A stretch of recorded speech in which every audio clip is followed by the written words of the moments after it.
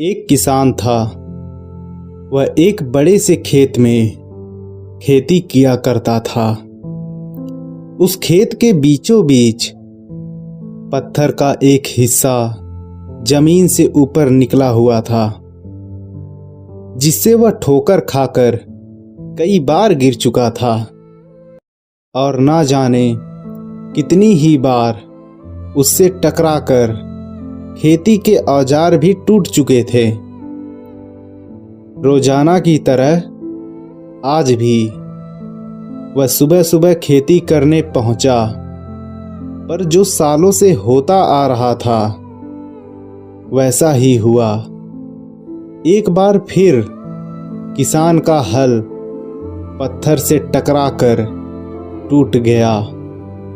किसान बिल्कुल क्रोधित हो उठा और उसने मन ही मन सोचा कि आज जो भी हो जाए वह इस चट्टान को जमीन से निकालकर इस खेत के बाहर फेंक देगा।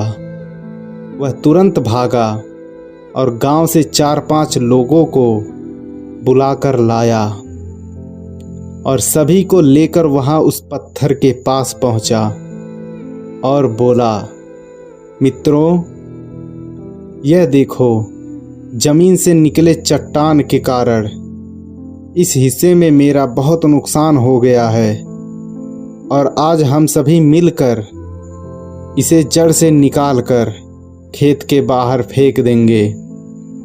और ऐसा कहते ही वह फावड़े से पत्थर के किनारे वार करने लगा। पर यह क्या, अभी उसने 1-2 बार ही मारा था कि पूरा का पूरा पत्थर जमीन से बाहर निकल आया। साथ खड़े लोग भी अचरज में पड़ गए और उन्हीं में से एक किसान ने हंसते हुए पूछा, क्यों भाई, तुम तो कहते थे कि तुम्हारे खेत के बीच में एक बड़ी सी चट्टान दबी हुई है, पर यह तो एक मामूली सा पत्थर निकला। किसान भी आश्चर्य में पड़ गया था। सालों से वह जिसे एक भारी भरकम चट्टान समझ रहा था, दरअसल वह बस छोटा सा पत्थर था।